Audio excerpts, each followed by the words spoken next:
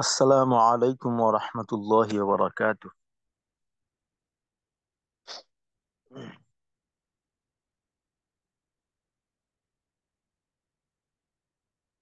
আসসালামু আলাইকুম ওয়া রাহমাতুল্লাহি ওয়া বারাকাতুহু।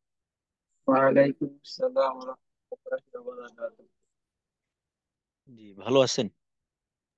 জি, আলহামদুলিল্লাহ। স্যার কেমন আছেন? আলহামদুলিল্লাহ, আমি ভালো আছি। আচ্ছা, আমরা দুরূদ শরীফ পড়েন। বিসমিল্লাহির রহমানির রহিম। আল্লাহুম্মা সাল্লি আলা মুহাম্মাদ ওয়া আলা আলি মুহাম্মাদ কামা সাল্লাইতা আলা ইব্রাহিম ওয়া আলা আলি ইব্রাহিম ইন্নাকা হামিদুম মাজিদ। اللهم بارك على محمد وعلى آل محمد كما باركت على إبراهيم وعلى آل إبراهيم إنك حميد مجيد. ربي زدني علما، ربي زدني علما، ربي زدني علما. رب اشرح لي صدري ويسر لي أمري واحلل عقدة من لساني يفقه قولي وبك نستعين يا مستعان. ربي يسر ولا تعسر وتمم علينا بالخير. আলহামদুলিল্লাহ, আজকে আমাদের 21তম ক্লাস। তো আজকে থেকে ইনশাল্লাহ আমাদের মশকের পর্ব শুরু হবে। আর আমাদের সামনে যে ক্লাসগুলি বাকি আছে, অর্থাৎ এখনো 15টা ক্লাস বাকি আছে। তো সামনে যেহেতু কুরবানি, আমরা এতদিন শুক্রবার ক্লাস করতাম না। সামনে 2টা শুক্রবার আমাদের ক্লাস করতে হবে, অন্যথায় দেখা যাবে যে 2-3 দিন বাকি থেকে যাবে। ওইটা বাকি থাকার চাইতে ইনশাল্লাহ আমরা শুক্রবারও ক্লাস করব। তো মস্ক আমাদের 11টা সূরা মস্ক হবে মোট। সূরা ফাতিহা সহকারে শেষের যে 10টা সূরা আছে, অর্থাৎ সূরা ফিল থেকে নিয়ে সূরা নাস পর্যন্ত। তো ইনশাল্লাহ এই সূরাগুলোকে আমরা সিফত সহকারে, যে সমস্ত উচ্চারণে আমাদের উম, সাধারণত সমস্যা হয় এবং সিফতগত ভুল হয়, তো ওইখানে চিহ্নিত করে ইনশাল্লাহ আমরা এইভাবে মস্ক করার চেষ্টা করব। আচ্ছা,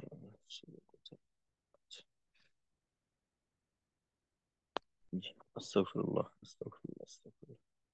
তো মস্কের সময় এখন হলো আমাদের প্র্যাকটিক্যাল। তো মস্কের সময় যে কাজটা বিশেষভাবে করতে হয়, ওইটা হলো সর্বদাই পরিমাণের থেকে একটু বেশি করে করার চেষ্টা করা। একটা হরফের উচ্চারণ যতটা শক্ত হওয়া উচিত বা যতটা মোটা হওয়া উচিত, অর্থাৎ যে বিষয়টা আমাদের হইতে চায় না, ওই বিষয়গুলোকে একটু বেশি করে করার চেষ্টা করা। এর কারণ হলো, যদি এমনটা আমরা না করি, একেবারে পরিমাণ মতো করি বা একটু কম করি, তো পরবর্তীতে দেখা যাবে যে একেবারে যখন আমরা স্বাভাবিক তেলাওয়াত করতে যাব, ওই সময়টায় পরিমাণটা আরো কমে যাবে। তো এই জন্য একটু বেশি করে করা। আর মস্কের পড়ার সময় তেলাওয়াতের কয়েকটা স্তর আছে। সঠিক তেলাওয়াতের, কোরআন তেলাওয়াতের ক্ষেত্রে দেখা যায় যে অনেকে অনেক রকম করে, অর্থাৎ এখানে গতির বিষয়টা দেখা যায় যে এত দ্রুত পড়া হয় যে হরফের উচ্চারণও ঠিক মতো বোঝা যায় না, আর মাদ গুন্না এই সমস্ত বিষয় তো থাকেই না। শুরুটা কোনো রকম বোঝা যায়, শেষটা বোঝা যায়। যাদের তেলাওয়াত একটু দ্রুত গতির, বা অনেক সময় দেখা যায় যে আমরা নামাজে যে সমস্ত সূরাগুলা পড়ি, তো অনেক বেশি দ্রুত গতিতে পড়ি। তো এইটা তেলাওয়াতের হক আদায় হবে না, তেলাওয়াত হবে না। কারণ তেলাওয়াতের ক্ষেত্রে যে বিধানাবলী আছে, ওইটা যদি আমি আমার আদায়ই না হয়, তো তেলাওয়াত হবে কিভাবে? তো এই জন্য আমাকে জানতে হবে যে তেলাওয়াতের অবস্থা কয়টা, বা কোন ধরনের তেলাওয়াত আমরা করতে পারি। তো তেলাওয়াতের বৈধ তেলাওয়াতের বা সঠিক তেলাওয়াতকে কয়েকটা ভাগে ভাগ করা হয়। যে তারতিল, হদর, তাদবীর, আর একটাকে বলা হয় তাহকিক, বা এটাও বলতে পারি তাহকিক। তো এটা বাদ দিলে স্বাভাবিক হলো তিনটা: তারতিল, হদর, আর একটা হলো তাদবীর। তো তারতিল এইটা হলো সবচেয়ে উত্তম।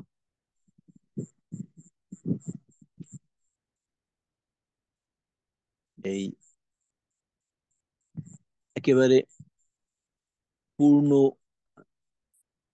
বিধানাবলী আদায়ের মাধ্যমে তেলাওয়াত করা। এটা কেমন যে বিশেষ নিয়মগুলা যেটা আছে, ধরেন মাদের পরিমাণ আছে, গুণনার পরিমাণ আছে। তো এই পরিমাণের ক্ষেত্রে দেখা যায় যে একাধিক দিক থাকে। কমটাকে বেশি করার সুযোগ থাকে, আবার কোথাও কোথাও বেশিটাকে কম করার সুযোগ থাকে। তো তারতিলের ক্ষেত্রে একেবারে পূর্ণটা করা, একেবারে ধীর স্থিরতার সাথে তেলাওয়াত করা, এটাকে বলা হয় তারতিল। তো তারতিল হলো সবচেয়ে উত্তম। দ্বিতীয়ত হলো হদর। হদর হলো স্বাভাবিক যে তেলাওয়াতটা দেখা যায় যে নামাজে যে তেলাওয়াতটা করা হয়, ওইখানে আহ, যে সমস্ত ক্ষেত্রে ছাড় আছে, ওই সমস্ত ক্ষেত্রে ওই ছাড় গুলা নিয়ে নিয়ে তারপর তেলাওয়াত করা হয়, উচ্চারণ গুলো একটু দ্রুত গতির করে তেলাওয়াত গুলাকে করা হয়। তো এটাকে বলা হয় হদর। আর তাদবীর হলো তারতিল এবং হদর এই দুইটার মাঝামাঝি একটা স্তর। আর আরেকটা বললাম তাহকিক, ওইটা হলো যে তারতিলের থেকে একটু বেশি সময় নিয়ে তারপর তেলাওয়াত করা, তারতিলের থেকেও একটু বেশি। তো এখানে যদি সিরিয়াল দেই, তো তাহকিক হলো সবচেয়ে বেশি সময় নিয়ে তেলাওয়াত করা, তারতিল হলো তার থেকে একটু কম, তবে এটা পূর্ণ সময়, নিয়ম অনুযায়ী পূর্ণ সময়, বেশি সময় নেওয়া আর কি, নিয়মের থেকে বেশি না। তারপর তাদবীর, যেটা আরেকটু কম সময়। আর হদর, এইটা হলো সবচেয়ে কম সময় নিয়ে তেলাওয়াত করা। সবচেয়ে কম বলতে গেলে আপনার মাদ গুন্নার যে পরিমাণগুলো আছে, এটাকে বৈধ,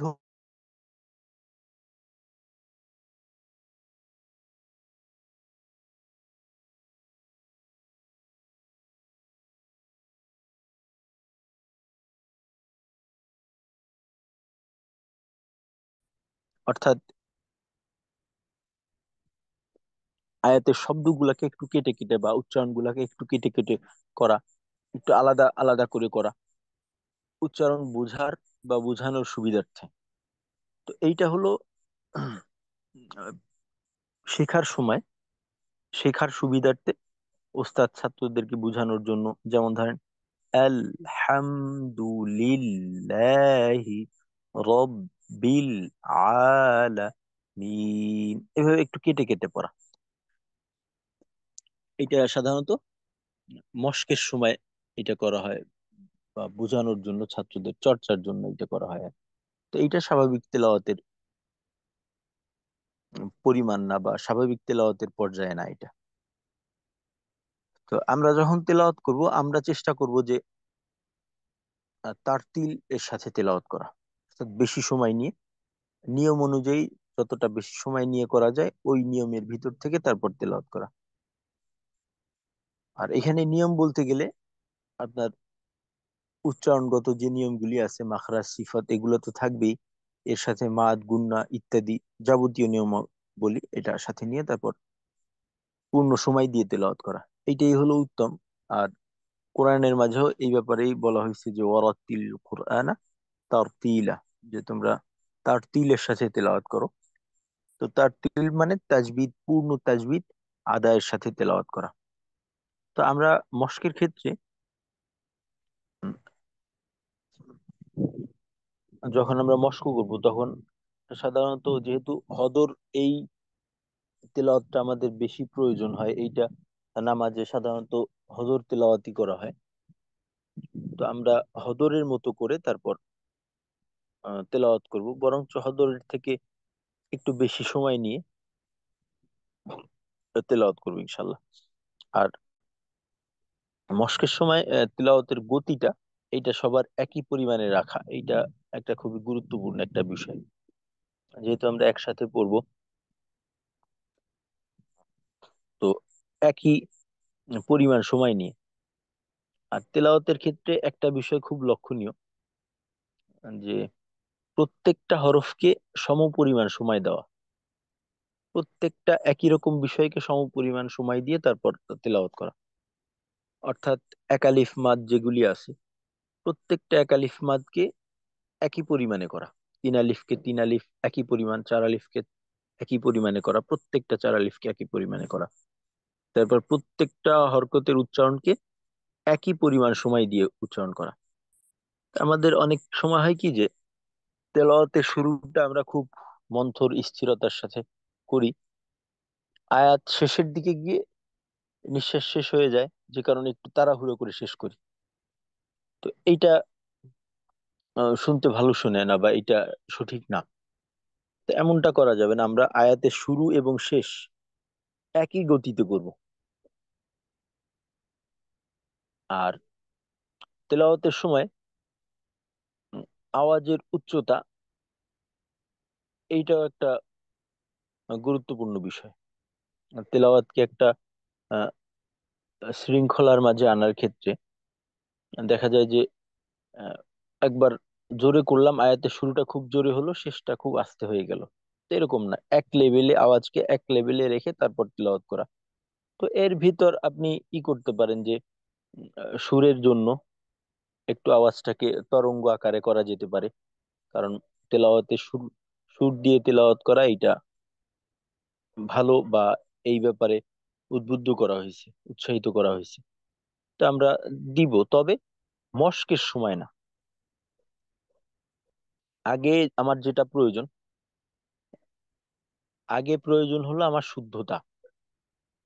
তো শুদ্ধতাটাকে অগ্রাধিকার দিয়ে তারপর সবকিছু করতে হবে। বিশেষ করে প্রশিক্ষণের সময়, ওই সময় যদি আমি সুরের দিকে মনোযোগ দিই, যাদের তেলাওয়াতের শুদ্ধতাটা শতভাগ নিশ্চিত না, তো এই পর্যায়ে থেকে যদি সুরের দিকে খেয়াল দেওয়া হয়, তো তখন দেখা যায় যে সুরকে সুন্দর করার জন্য অনেক সময় অনেক বিষয়ে কম বেশি করার প্রয়োজন হয়। তো আমার যেহেতু আমার সীমানাটা জানা নেই, বা আমি সীমানায় চলে অভ্যস্ত না, তো আমার আগে সীমানা সম্পর্কে জানতে হবে, যে আমি এইখানে কতটুক সময় নিতে পারবো, বা এখানে কতটুক সময় দেওয়া উচিত। তো এই বিষয়টা যখন আমার অভ্যাসে পরিণত হবে, ওই পর্যায়ে গিয়ে তারপর আমার শরীরের দিকে মন দিতে হবে। একটা পর্যায়ক্রমে ধারাবাহিক ভাবে আসবে একটার পর একটা। তা আগেই যদি আমরা শরীরের দিকে মন দিয়ে দিই, তখন কিন্তু একটু সমস্যা হবে। তো এই বিষয়টা খেয়াল রাখবো। আর আরেকটা বিষয় হলো মুখের অবস্থাটা। এটা বরাবরই বলি যে এইটা তেলাওয়াতের ঠোঁটের অবস্থানটা, এইটা হলো আওয়াজ প্রকাশের দরজা। তো যে আওয়াজটা যেমন, তার জন্য ঠোঁটের খোলা রাখার পরিমাণটা এরকম হইতে হবে। একটা বড় আওয়াজ, ওইটার জন্য বেশি রাখতে হবে। একটা ছোট চিকন আওয়াজ, ওইটার জন্য আর একরকম। তো এইটার বিষয়াদি আমাদের জানা আছে, যে জবরের সময় আমরা কতটুক খোলা রাখবো, জেরের সময় কতটুক খোলা রাখবো, বিশের সময় কতটুক খোলা রাখবো। তো এই অবস্থাগুলো কিন্তু আমাদের আওয়াজে খুব প্রভাব ফেলে। তো এই ব্যাপারে আমাদের একটু সজাগ থাকতে হবে, আর এই বিষয়টাকে আমাদের নিয়ন্ত্রণ করতে হবে। তো এই জন্য আমাদের জন্য সবচেয়ে বড় সহায়ক হলো আয়নার ব্যবহার করা। তো আমাদেরকে যখন ওস্তাদরা মশক করাইতেন, তো আমাদের জন্য বাধ্যতামূলক ছিল যে ছোট ছোট আয়না সাথে রাখা। তো আয়না দেখে দেখে মশক করা, যে আমার পড়ার সময় ঠোঁটের অবস্থাটা কেমন হয়। তো এইটাকেও ঠিক করতে হবে। তো এই ব্যাপারে আমরা একটু সজাগ থাকবো। মস্কের সময় সর্বদাই আয়নার ব্যবহার করব। ছোট আয়না নিয়ে, হাতে যে আয়না, ছোট আয়না থাকে, ওগুলো নিয়ে ঠোঁটের দিকে লক্ষ্য রেখে তারপর মস্ক করা। আর তেলাওয়াতের ক্ষেত্রে নাক অনেক সময় আমাদের সমস্যা করে। তো নাকে যাওয়ার, নাক, এইটা নাকের বাসি, এটা আলাদা একটা মাখরাজ। তো এইখানে যদি অন্য কাউকে নিয়ে যাই, তখন কিন্তু সমস্যা হয়ে যাবে। নাকে যাবে শুধুমাত্র গুন্না। আর দুইটা হরফ নুন এবং মিম, এই দুইটার মাঝে একটা সার্বক্ষণিক নাকে যাওয়ার বিষয় থাকে। কারণ এটাকে বলা হয়, এক গুন্না দুই রকম, দুই ভাগ করা হয়। একটা হলো গুন্নায় আনি, আর একটা হলো গুন্নায় জামানি। আনি বলতে গেলে যে তাৎক্ষণিক গুন্না, উচ্চারণের সাথে সাথে আওয়াজটা নাকে চলে যাবে। এটা যাবে, এটা আপনি আটকাইতে পারবেন না। নুন এবং মিম, না, নি, নু, এখানে আওয়াজ নাকে যাবে। মা, মি, মু, আওয়াজ নাকে যাবে। এখানে স্বাভাবিকভাবে এমনিতেই যায়, এটা আলাদাভাবে আমাদের বেশি পরিমাণে নাকে নেওয়ার প্রয়োজন নেই। স্বাভাবিক যতটুকু থাকে অতটুকুই যথেষ্ট। অন্যান্য হরফের ক্ষেত্রে যদি আওয়াজটা নাকে যায়, এইটা হলো আমাদের জন্য সমস্যাকর। আর এই সমস্যাটা আমাদের অনেক বেশি দেখা যায়। তো এই সমস্যাটা নির্ণয় করার জন্য বা সংশোধন করার জন্য আমরা যে কাজটা করতে পারি, যে আমরা নাক চাপ দিয়ে ধরে রেখে নাক বন্ধ করে তারপর ওইটা দেখবো যে আসলে আওয়াজটা, অন্য আওয়াজ যেটা নাকে যাওয়ার কথা না, ওইটা নাকে যাচ্ছে কিনা। তো নাকে গেলে এটা আমরা বুঝতে পারবো। তো এইটাকেও আমাদের সংশোধন করা দরকার। তো এই যে বিষয়গুলো নিয়ে আলোচনা করা হইলো।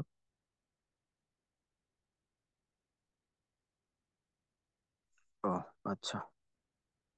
তো ইফতেখার ভাই প্রশ্ন করছেন যে মুখ কতটুকু খোলা রাখবো। তো মুখ খোলা রাখবো যখন আমরা জবরের উচ্চারণ করব। আর আরেকটা বিষয়, যে আমাদের মুখের স্বাভাবিক অবস্থা বা বেশি প্রয়োজন হবে কোন অবস্থাটাকে। বেশি প্রয়োজন হবে মুচকি হাসি দেওয়ার সময়, ঠোঁটটা যেভাবে একটু ছড়াইয়ে যায়। তো স্বাভাবিকভাবে আমরা যদি ঠোঁটটাকে একটা আর একটা সাথে মিলিয়ে রাখি, ওই সময়টায়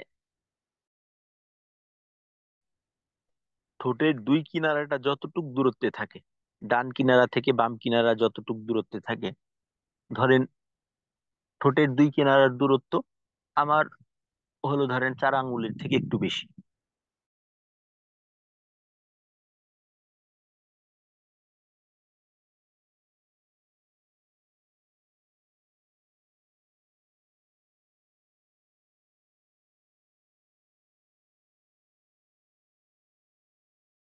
তেলাওয়াত করা, এতে করে আওয়াজের প্রকাশটা ভালো হয়। তো এই অবস্থায় থেকে যখন আমরা জবরের উচ্চারণ করব, তখন আমাদের উপরের ঠোঁটের থেকে নিচের ঠোঁটের দূরত্ব একটু বেশি করে, অর্থাৎ 2 আঙ্গুল পরিমাণ উপরে থাকবে, নিচের ঠোঁটের থেকে উপরের ঠোঁট। জেরের সময় এর থেকে একটু কম, এর থেকে একটু কম। আর পেশের সময় একেবারেই গোল। আর বাকি জজম তাসদিদের সময়, তাসদিদের প্রথম অংশে বা জজমে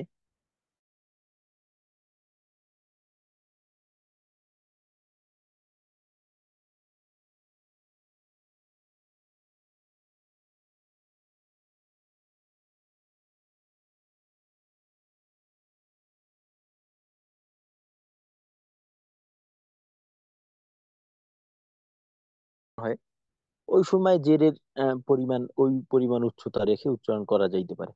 তবে পেশের সময় খেয়াল করে ঠোঁটটাকে খুলে দেওয়া। যখন পেশের সহায়তায় জজমের উচ্চারণ করব, ধরেন উর,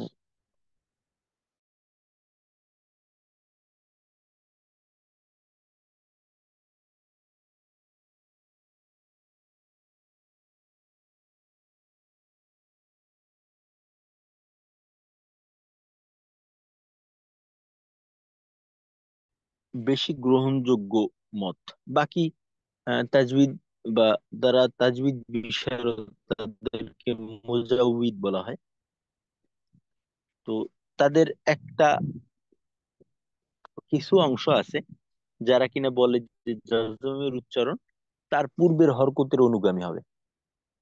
জজমের উচ্চারণটা যদি জবরের সহায়তা হয়, তো ওই ক্ষেত্রে জবরমুখী হবে। অর্থাৎ আহ, জজমের উচ্চারণের সময় জবরের পরিমাণে খোলা রাখতে হবে, জেরের সময় জেরের পরিমাণে, পেশের সময় পেশের পরিমাণে। এই আর আরেকটা বিষয় যে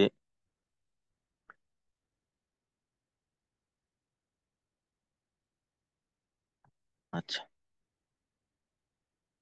যে টানের সময় যখন আমরা মাদের উচ্চারণ করব, ওই সময়টায় ওই পূর্ণ পরিমাণটাকে একরকম করে করা। ঠোঁটের আহ, যদি পেশের উচ্চারণ পেশের টান দিয়ে থাকি, তো ওই সময় পূর্ণ টানটাকে ঠোঁট গোল করে শেষ করা। শেষ হওয়ার আগ পর্যন্ত ঠোঁট গোল রাখা। শেষ হবে তখন ঠোঁটের অবস্থার পরিবর্তন হবে। জবরের সময় জবরের মতো করে খোলা রাখা, জেরের সময় জেরের মতো করে পূর্ণ সময়টা খোলা রাখা। তো এইখানে যদি এমনটা হয় যে শুরুতে আমি ঠিকঠাক ভাবে করলাম,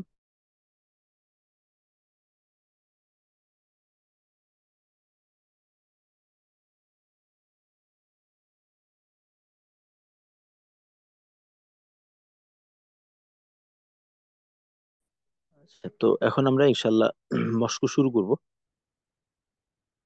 তো মস্কের সময় আমি পড়বো এবং আপনারাও আমার তেলাওয়াত শেষ হইলে আপনারাও পড়বেন। আর তেলাওয়াতে আমি যতটুক সময় নেব, ওই সময়টাকে আপনাদের ফলো করতে হবে, বা আপনারা ওই পরিমাণ সময় নেবেন, এর থেকে যেন বেশি কম না হয়।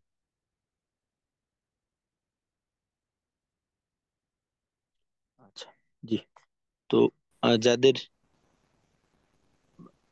পিছনের অতিরিক্ত আওয়াজ নেই বা নিরিবিলি পরিবেশ, তারা আমার সাথে পড়বেন। কে কে থাকতে পারবেন থাকেন। আপনাদের অডিওটা চালু করেন। কে কে থাকবেন? জি, মাশাল্লাহ। মেহেদি ভাই, ফরাদ ভাই, জিয়াউল হক ভাই। মেহেদি ভাই কি কিছু বলবেন? না ওস্তাদ, এমনিতে একটু আচ্ছা, ঠিক আছে, ঠিক আছে, ঠিক আছে। আচ্ছা, আমরা একটা হলো যাদের পরিবেশটা ঠান্ডা,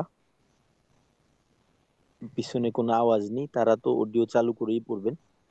আর যারা পারছেন না, অর্থাৎ অডিও চালু রাখতে, তো তারাও আমার সাথে সাথে পড়বেন, অডিও অফ থাকবে। জি, শুরু করি তাহলে। আস্তাগফিরুল্লাহ, আস্তাগফিরুল্লাহ, আস্তাগফিরুল্লাহ, আস্তাগফিরুল্লাহ, আস্তাগফিরুল্লাহ।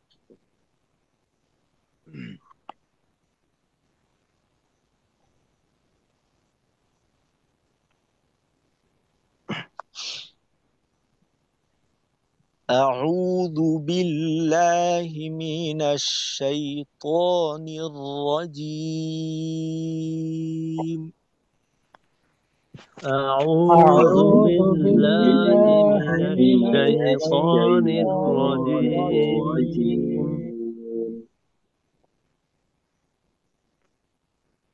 দেখেন ঠোঁটের পরিবর্তন, অবস্থার পরিবর্তন হয়।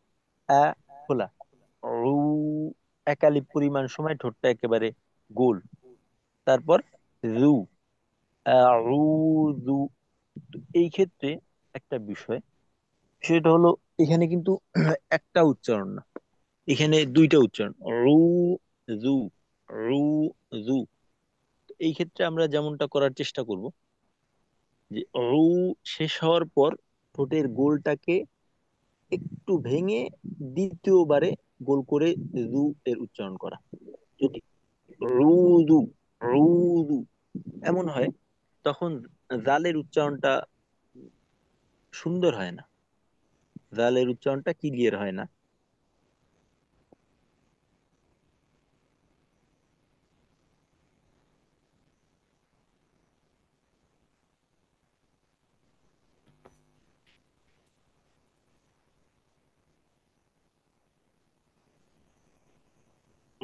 আউযু, এই উস্তাদ একটু ভাগ শোনা যায় না এই যে ভাঙার পরে আউযু।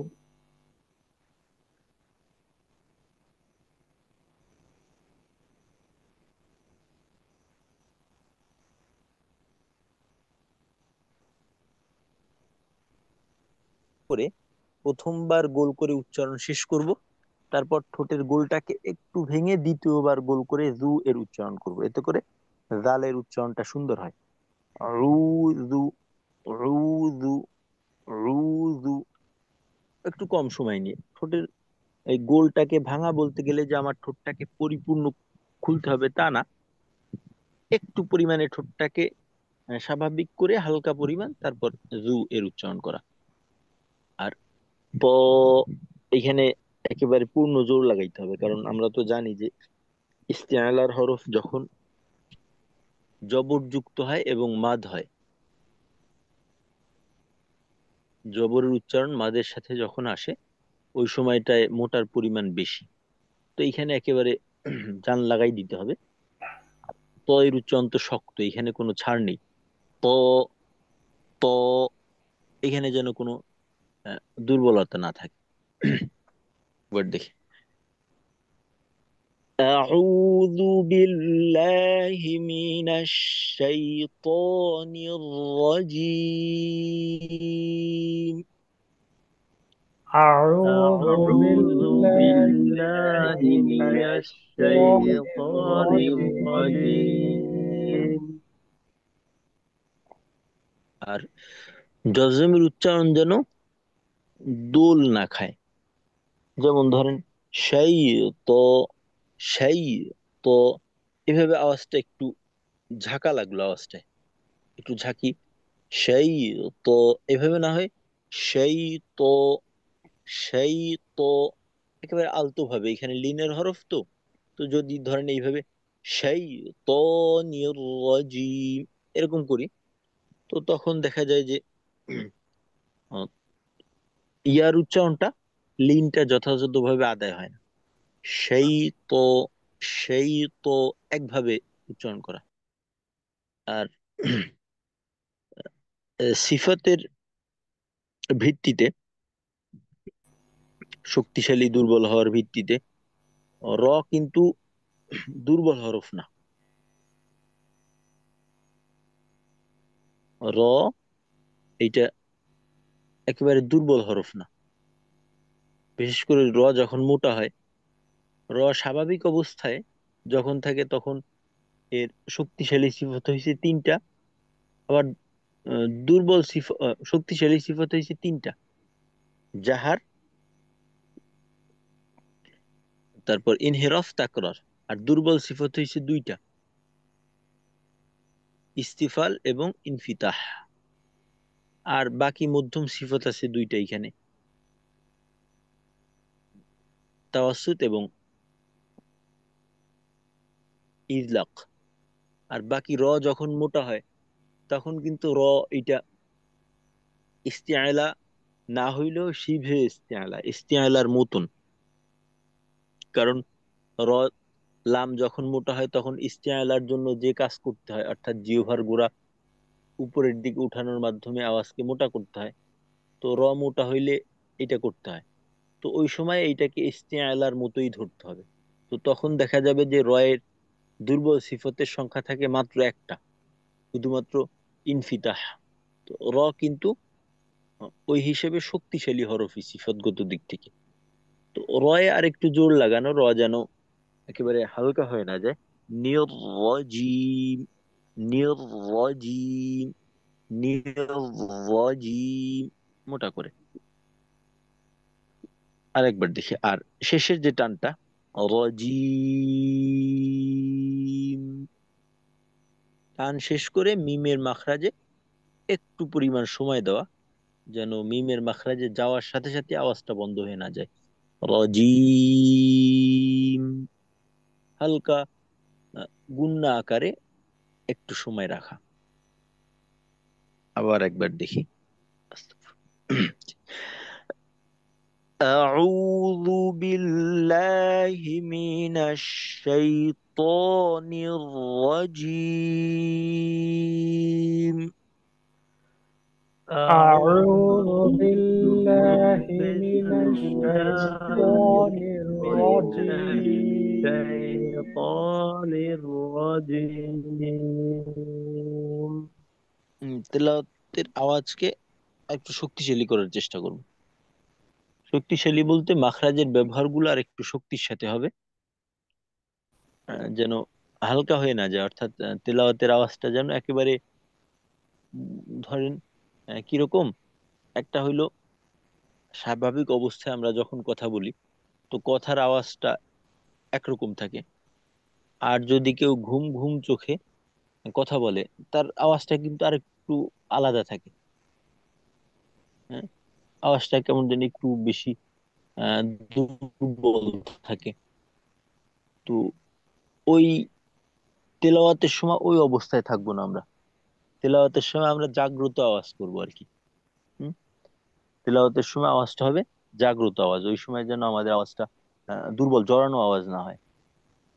এই বিষয়টা খেয়াল রাখবো ইনশাল্লাহ। জি, জোরালো ভাবে জাগ্রত অবস্থায় আর একবার।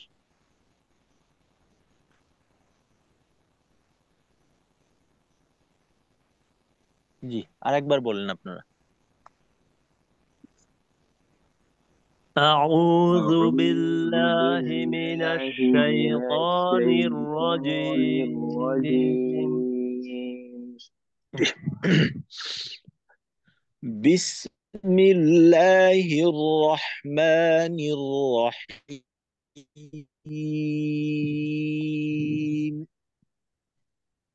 بسم بسم الله الله الرحمن الرحمن الرحيم. الرحيم. আওয়াজ কাটবে না।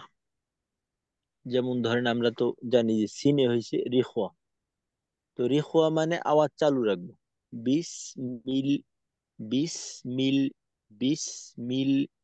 তো এই সিন আর মিমের মাঝে কিন্তু কোনো দূরত্ব তৈরি হইলো না, বা দুই আওয়াজের মাঝে কোনো গ্যাপ নেই। তো এখন যদি এইভাবে করে বিস মিল্লা, বিস মিল্লা, আওয়াজটা একটু কাটা পড়ে। তো তেলাওয়াতের সময় এইভাবে আওয়াজ কাটা পড়বে না, এইভাবে যুক্ত করে রাখা। যখন রিখওয়ার হরফ থাকবে, রিখওয়া বা তাওয়াসুতের হরফ থাকবে, আর যখন সিদ্ধার হরফ থাকবে ওই ক্ষেত্রে আওয়াজটা তো আমাদের কাটতেই হবে। এটা খেয়াল রাখবো। তো এইরকম কাটলে যেটা হয় যে আংশিক সিদ্ধামুখী হয়ে যায় আওয়াজটা। তো কোনো ক্রমেই যেন এটা সিদ্ধামুখী না হয়। আর একবার দেখি। বিসমিল্লাহির রহমানির রহিম। بسم بسم الله الله الرحمن الرحمن الرحيم. الرحيم. একটা জিনিস দেখেন, একটা হলো হি, ই, এই ধ্বনি ই, আর একটা হলো হে, আংশিক একার মুখী হয়ে গেল। তো তিলাওয়াতের সময় এই ধ্বনির দিকে খেয়াল রাখতে হবে। যেমন দেখেন বি, বি, বাজের বি, বা সিনজের বিস, স্পষ্ট, এটাকে বলা হয় মারুফ। আর একটা হলো মাজহুল, মাজহুল মানে অস্পষ্ট, মারুফ মানে স্পষ্ট বা নির্দিষ্ট অনির্দিষ্ট, এটাও বলতে পারি। তো তিলাওয়াত হবে মারুফ, যে নির্দিষ্ট একমুখী। এটা যেন এমন না হয় যে দুমুখী হয়ে যায়, যে দোনোটার একটা সংমিশ্রণ থাকলো বি, এটা যদি এরকম হয় বে, বি, বে, আংশিক বে, একার মুখী কিছুটা হয়ে গেল, এমন না। বি স্পষ্ট, প্রত্যেকটা আওয়াজকে স্পষ্ট রাখতে হবে, যেন ওইটার মাঝে কোনো প্রকার সংশয় না থাকে, কোনো মিশ্রণ না থাকে, ক্লিয়ার। তো হেই, এই আমরা যখন মাখরাজ পড়ছিলাম ওই সময় কিন্তু আলোচনা হয়েছে আমাদের যে ইয়ার যখন মাদের হরফ হিসেবে ইয়ার টান দেব আমরা, ওই সময় কিন্তু ইয়ার মাখরাজের কাছাকাছি থেকে টানটাকে সম্পূর্ণ করা। হেই, এই 3 আলিফ পরিমাণ সময় কিন্তু আমি জিহ্বার মধ্যখানকে উপরমুখী রাখছি। জিহ্বার মধ্যখান উপরমুখী থাকবে। ইয়ার মাখরাজ যেটা জিহ্বার মধ্যখান উপরের তালুর সঙ্গে লাগাইয়া, তো তালুর সঙ্গে লাগবে না ঠিকই, তবে মাখরাজের কাছাকাছি যাবে এরকম। দেখেন, বিসমিল্লাহির রহমানির রহিম। بسم بسم الله الله الرحمن الرحمن الرحيم الرحيم. জি। আলহামদুলিল্লাহি রাব্বিল আলামিন। الحمد الحمد لله لله رب رب العالمين العالمين. জজমের উচ্চারণ ছাড়ার সময় বিশেষ করে যে সমস্ত হরফে আওয়াজ ধরে রাখতে হয় বা আওয়াজ চালু রাখতে হয়, যেমন রিখওয়া, তাওয়াসুত, তো মাখরাজ থেকে যখন আমরা পৃথক হব ওই সময়টায় আমাদের আওয়াজ যেন ক্লিয়ার থাকে। যেমন ধরেন এখানে আল হাম, আল হাম, এই যে মিম লামের উচ্চারণ পরিষ্কার। তো এইখানে যদি আমাদের এমনটা হয় আল, আল, লামের মাখরাজে আমি আওয়াজটা কিছু সময় ধরে রাখলাম আল, যখন পৃথক হইলাম লামের মাখরাজ থেকে তখন একটা অতিরিক্ত আওয়াজ হইল আল, ল, এইটা অতিরিক্ত আওয়াজ। এই আওয়াজটাকে পরিহার করতে হবে। এইটা হলো তেলাওয়াতের মাঝে আবর্জনা। তো একটা জিনিস যত সুন্দরই হোক না কেন, ওইটা যদি পরিষ্কার পরিচ্ছন্ন না থাকে ওইটার সৌন্দর্য আর থাকে না। তো তেলাওয়াতের ক্ষেত্রে আমাদের এরকম কিছু অতিরিক্ত বিষয় থাকে। দেখা যায় যে আমাদের উচ্চারণ গুলা যথাযথভাবে মাখরাজের ব্যবহার হচ্ছে, কিন্তু এরকম অতিরিক্ত কিছু আওয়াজ, এইটা আমার ওইটাকে নষ্ট করে দেয়, অসুন্দর করে দেয়। তো এই বিষয়গুলাকে খুব গুরুত্ব সহকারে খেয়াল খেয়াল করা। আর এই সমস্যাটা আমাদের দেখা যায়, মোটামুটি দেখা যায়। তো এইটাকে খুব ভালোভাবে খেয়াল রাখতে হবে। আবার দেখি, আলহামদুলিল্লাহি রাব্বিল আলামিন।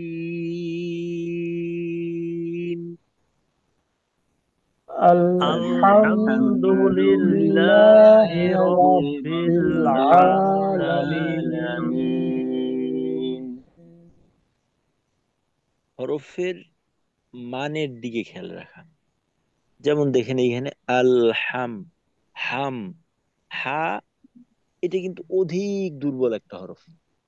তো হায়ের সাথে যদি আমরা খুব বেশি বাড়াবাড়ি করি তো ও তো ওই চাপ সহ্য করতে পারবে না। এখন দেখেন আ, হামজা হইছে শক্ত, খুব শক্ত একটা হরফ, কলকলাও আছে। জাহার সিদ্ধা কোন হরফের মাঝে থাকলে ওইটা খুব শক্তভাবে উচ্চারণ হয়। আ, আর হামজার ক্ষেত্রে কিন্তু আমাদের কোনো শিথিলতার সুযোগ নেই।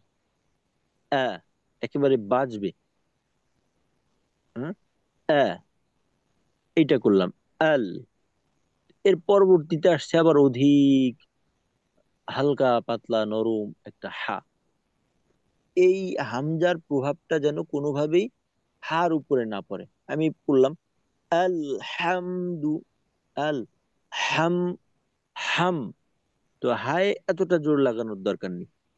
হায়ের উচ্চারণটা হালকা করে হাম, হাম, আলহামদু, আলহামদু, হামদু, আলহামদুলিল্লাহি রাব্বিল আলামিন।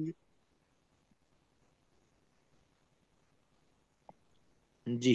الحمد الحمد لله رب لله رب العالمين হ্যাঁ, আইনেও কিন্তু একই অবস্থা। আইনও কিন্তু দুর্বল হরফ। হুম। তো আইনের দুর্বলতাকে তার আওয়াজের মাধ্যমে ফুটাই তুলতে হবে। আ আ আলামিন, আলামিন। তো এখানে যদি এইভাবে করি আলামিন, আ, তো এত চাপ আইন বহন করতে পারবে না, তার সক্ষমতা এতটা না।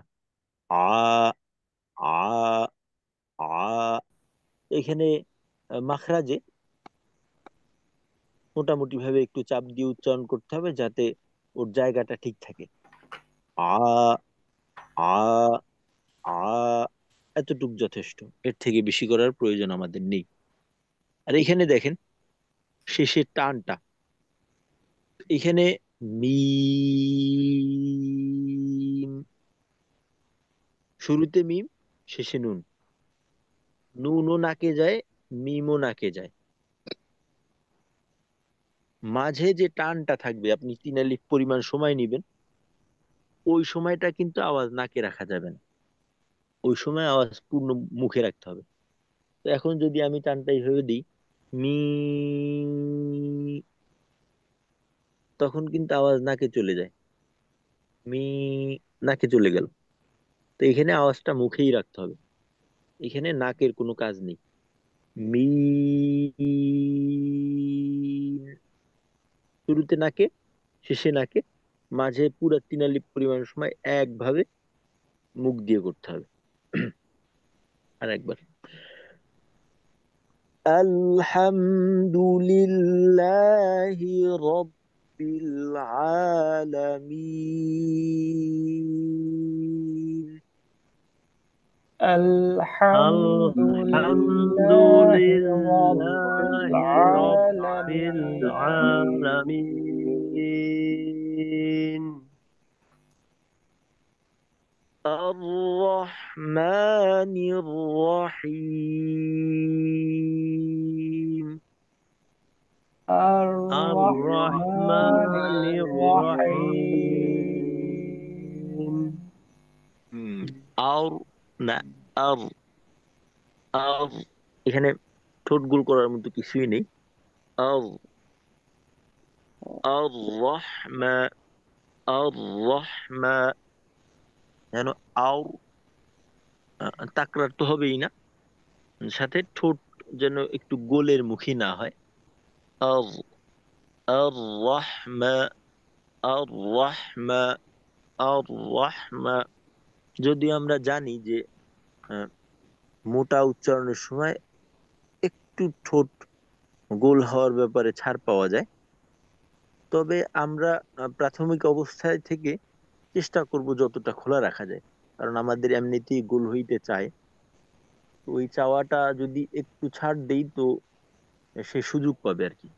তো চেষ্টা করব পূর্ণ খুলে তারপর করা, আর রয়ের মোটার বিষয়টাকে আর একটু জোর দিয়ে করা। الرحمن الرحيم.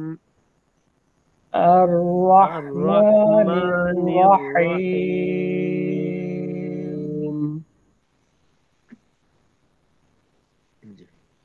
مالك يوم الدين.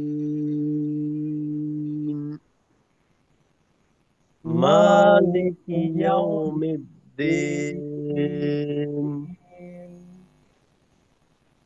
হ্যাঁ, ওয়াবের সাথে আর একটু নরম আচরণ করব। আর দি, দি, যেন দি নাকে না যায়। দিন, দিন, এভাবে। আরেকবার, মালিক ইয়াউমিদ্দিন।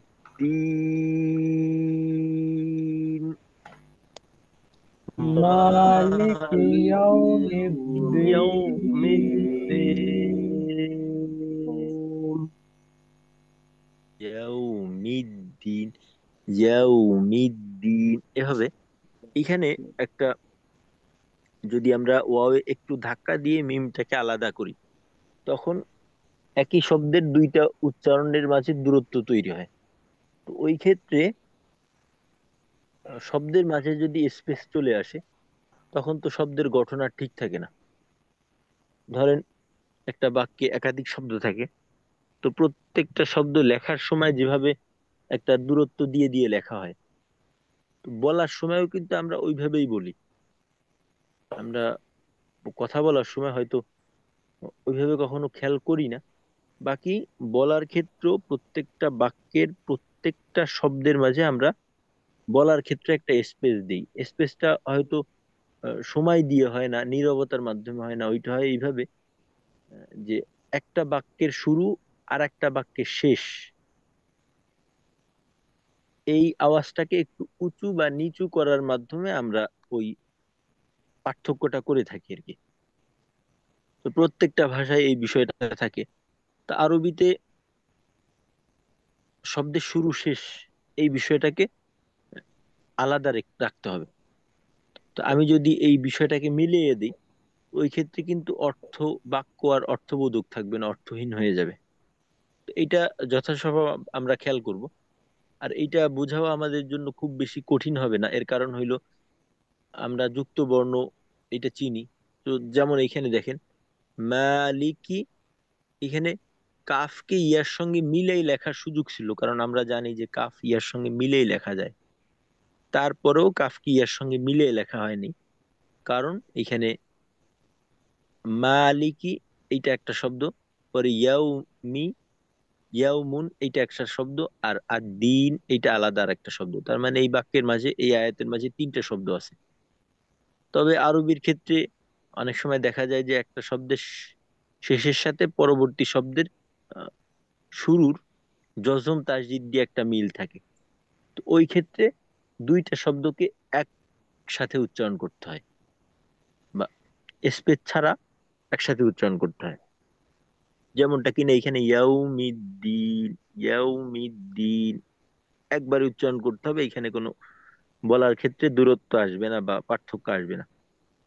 এইখানে যদি আমি এমনটা করি ইয়াউমিদ্দিন, ইয়াউ, এইখানে আওয়াজটাকে একটু লো করে মিদ্দিন, এখানে একেবারে নতুনের মতো করে ধাক্কা দিয়ে, শুরুর মতো করে ধাক্কা দিয়ে মিদ্দিন আলাদা করে নিই, তো তখন এই ইয়াউমুন এই শব্দের মাঝে একটা দূরত্ব চলে আসে।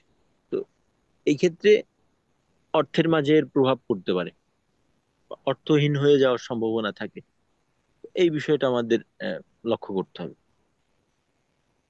আরেকবার বলি, আস্তাগফিরুল্লাহ। মালিকি ইয়াউমিদ্দিন,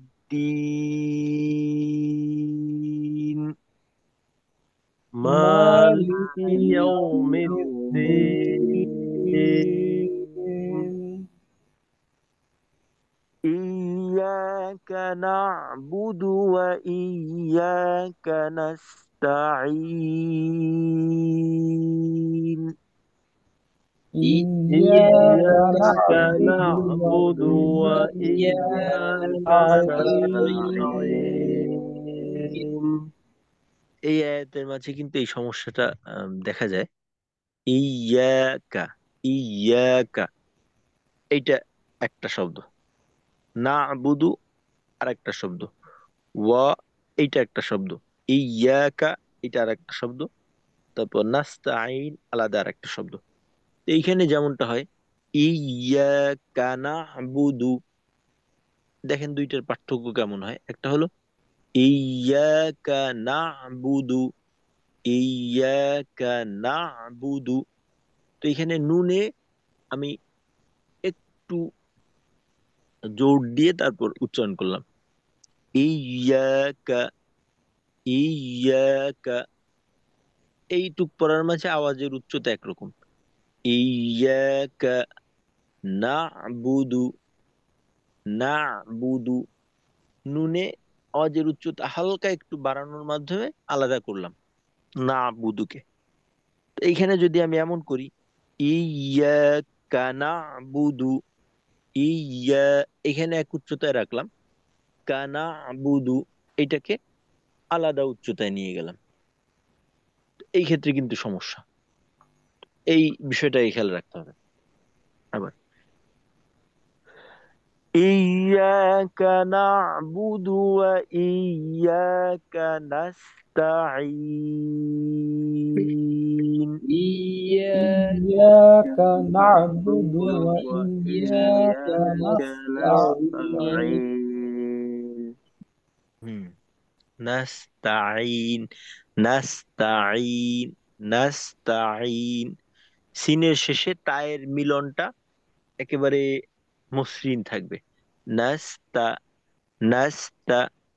তো এখানে অনেক সময় হয় কি, আইন আমাদের উচ্চারণ মাখরাজ থেকে হলেও অনেক সময় আইনের উচ্চারণের পূর্ব প্রস্তুতি স্বরূপ একটু আওয়াজটা এলোমেলো হয়ে যায়। নাস্তাঈন, তাঈন এমন না হয়ে নাস্তাঈন, নাস্তাঈন। আইনের উচ্চারণ জড়তা মুক্ত থাকবে। নাস্তাঈন, নাস্তাঈন। আহ, অনেক সময় অনেকের তেলাওয়াতে এমন হয় যে আইনের উচ্চারণটা এমন ভাবে করা হয় যে শ্রোতাদের কানে লাগে, মনে হয় যে এইখানে একটু অস্বস্তি বোধ থাকে, বা এমনটা হচ্ছে আওয়াজের মাধ্যমে ওইটা প্রকাশ পায়। তো স্বাভাবিক। আইন, আইন, নাস্তাঈন এভাবে। إياك نعبد وإياك نستعين.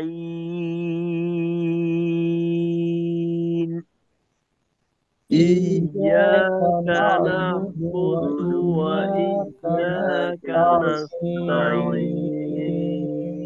نستعين. আচ্ছা, ঠিক আছে। জি। তো আজকে প্রথম মশকের দিন, তো এতটুক থাকবে, এই 4 আয়াত।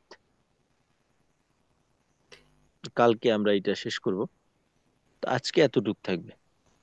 তো এখন যতটুক সময় আছে, তো আপনারা দুই একজন থেকে একটু শুনি, তারপর ইনশাল্লাহ শেষ করব। জি, কে শোনাবেন? শুনান একজনে। জি,